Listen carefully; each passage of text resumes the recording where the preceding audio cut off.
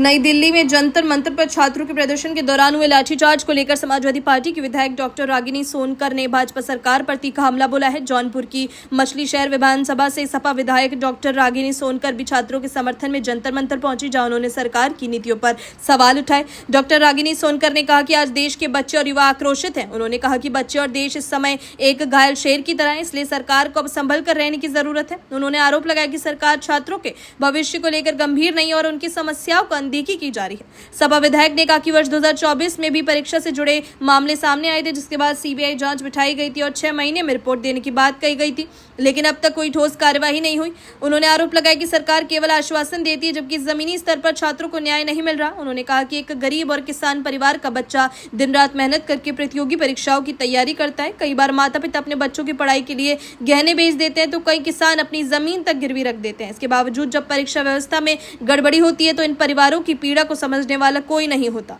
Doctor Ragini Sonkar ने कहा कि युवाओं में सरकार के प्रति नाराजगी बढ़ रही है। उन्होंने दावा किया कि आने वाले समय में युवा और जनता ऐसी सरकार को जवाब देंगे। उन्होंने सरकार से छात्रों की मांगों पर गंभीरता से विचार करने और परीक्षा व्यवस्था को पारदर्शी बनाने की मांग की।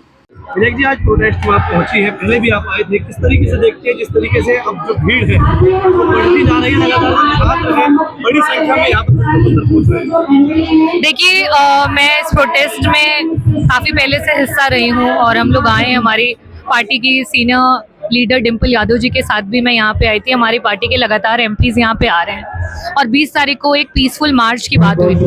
उस पीसफुल मार्च में बच्चों को लहूलुहान किया गया, बेटियों की जो है जिस तरीके से उनके चेस्ट पे वार किया गया, ये सारी चीज़ों को हमारे बच्चों ने देखा है, हमारे देश ने देखा है। और अब ये बच्चे और ये देश एक घायल शेर की तरह है, तो सरकार को अब संभल के रहना चाहिए और इनकी बातों को मान लेना चाहिए। आप भी एक डॉक्टर है और आप सांसद हैं, विधायक हैं, आप किस तरह लगता है, क्या आपको लगता है होना चाहिए बदलाव जो ये हो रहा है? देखिए, डेफिनेटली नहीं होना चाहिए। 2024 में भी इन्होंने सीबीआई की जांच बिठाई थी। उस सीबीआई की जांच को 90 दिन में रिपोर्ट देनी थी। इन्होंने 90 दिन में रिपोर्ट नहीं दी, जिसकी वजह से जो कल्प्रिट है वो बेल हो गई उनकी। तो ये कहीं से भी सीरियस नहीं है और इन्हें कोई फर्क नहीं पड़ता है एक गरीब का बच्चा जो है वो कितनी मेहनत से तैयारी करता है। उसकी माँ अपने गहने बेचती है, बाप अपनी जमीन बेचता है, तब जाके अपने बच्चों को पढ़ाते हैं। तो इसलिए ये सरकार जो है निकम्मी सरकार है और देश के युवा इनको उखाड़ करके फेंकेंगे। अपनी राय हमें कमेंट में जरूर बताएं और ऐसे ही लेटेस्ट अपडेट्स के लिए हमारे चैनल रॉयल बुलेटिन को लाइक, शेयर और सब्सक्राइब करना ना भूलें।